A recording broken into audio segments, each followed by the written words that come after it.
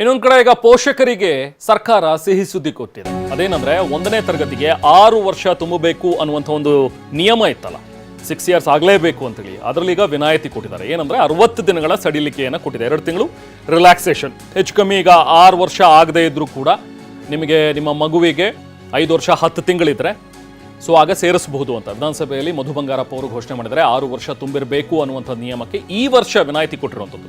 ಈಗೇನಿವಾಗ admission ಆಗಬೇಕು 1ನೇ ತರಗತಿಗೆ, ಪಾಪ ಸಾಕಷ್ಟು ಜನ ಪರಿತಪಿಸ್ತಾನೆ ಇದ್ದಾರೆ. ಇನ್ನೂ ಕನ್ಫ್ಯೂಷನ್ಸ್ ಇದ್ದೇ ಇದೆ. ಎಷ್ಟು ಜನ ಈಗಾಗಲೇ 6 ವರ್ಷ ತುಂಬದೇ ಇರುವಂಥದ್ದು ಮುಂಚೆನೇ ಸೇರಿಸಿ ಈಗ ಅವ್ರು ಬೇರೆ ಬೇರೆ ಉನ್ನತ ವ್ಯಾಸಂಗಕ್ಕೆ ಬಂದುಬಿಟ್ಟಿರ್ತಾರೆ. ಈಗ 4ನೇ ಕ್ಲಾಸು 5ನೇ ಕ್ಲಾಸ್ 6ನೇ ಕ್ಲಾಸಿಗೆಲ್ಲ ಬಂದುಬಿಟ್ಟಿರ್ತಾರೆ. ಅವ್ರು ಏನಾದರೂ SLC ಎಕ್ಸಾಮ್ ಬರೆಯುವಾಗ, ಏನಾದರೂ ಬೋರ್ಡ್ ಎಕ್ಸಾಮ್ಗೆ ಹೋಗುವಾಗ ಅವಾಗ ಏನಾದರೂ ಸಮಸ್ಯೆ ಆಗುತ್ತಾ ಅನ್ನುವಂಥದ್ರ ಬೇರೆ ಕನ್ಫ್ಯೂಷನ್ಗಳು. ಬಟ್ ಅಂಥದ್ದೇನೂ ಆಗಲ್ಲ ಅನ್ನುವಂಥದ್ರ ಬಗ್ಗೆ ಸಚಿವರು ಕೂಡ ಭರವಸೆ ಕೊಟ್ಟಿದ್ದಾರೆ. ಹಾಗೆ ಈ ವರ್ಷ 60 ದಿನಗಳ ಸಡಿಲಿಕೆ ಇರುತ್ತೆ ಅಂತ ಮಧು ಬಂಗಾರಪ್ಪ ಅವರು ಹೇಳಿದ್ದಾರೆ.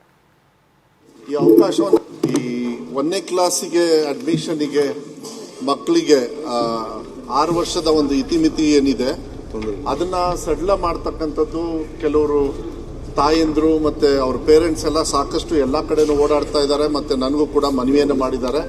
ಅವರು ಸ್ವಲ್ಪ ಗಾಬರಿಯಲ್ಲೂ ಕೂಡ ಇದ್ದಾರೆ.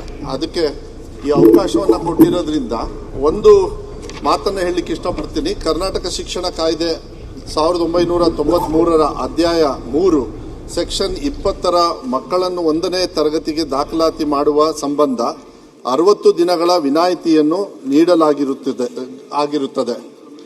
ಅದರಂತೆ 2026-27ನೇ ಸಾಲಿನಲ್ಲಿ 1ನೇ ತರಗತಿಗೆ ದಾಖಲಾತಿ ನೀಡುವ ಸಂಬಂಧ 60 ದಿನಗಳ ಸಡಿಲಿಕೆಯನ್ನು ನೀಡಲಾಗುತ್ತದೆ.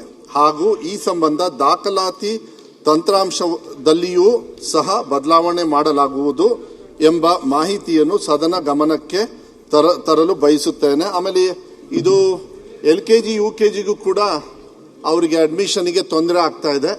ಅಲ್ಲಿಗೂ ಕೂಡ ಹೊಸದಾಗಿ ಒಂದು ಕಾನೂನನ್ನ ನಾವು ಆದಷ್ಟು ಬೇಗ ತಂದು ಇದನ್ನ ಪರ್ಮನೆಂಟ್ ಆಗಿ ಒಂದು ಸೊಲ್ಯೂಷನ್ ಮಾಡ್ತಕ್ಕಂಥದ್ದು ಮಾಡ್ತೀವಿ. ಅದಕ್ಕೆ ಈ ಸದನದ ಮೂಲಕ ರಾಜ್ಯಾದ್ಯಂತ ಎಲ್ಲರಿಗೂ ಕೂಡ ನಾನು ಮನವಿಯನ್ನು ಮಾಡಲಿಕ್ಕೆ ಇಷ್ಟಪಡ್ತೀನಿ.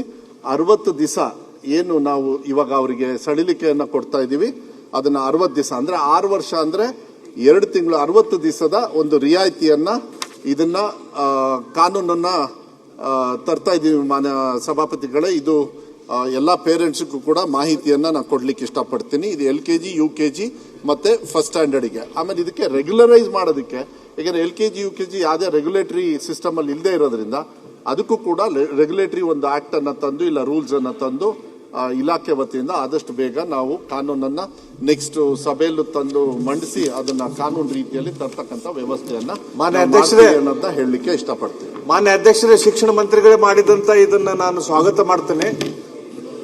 ನಿಮ್ಮ ಈ ಡಿಸಿಷನ್ ಸ್ವಾಗತ ಮಾಡ್ತೇವೆ. ಆದ್ರೆ ಪ್ರತಿ ಸರ್ತಿನೂ ಇದು ನಾವು ನಿಮ್ಗೆ ಮಾತಾಡಿ ಅಥವಾ ಬೇರೆ ಬೇರೆ ಪೇರೆಂಟ್ಸ್ ನಿಮ್ಗೆ ಮಾತಾಡೋಂಗ ಆಗಬಾರ್ದು. ಇದನ್ನ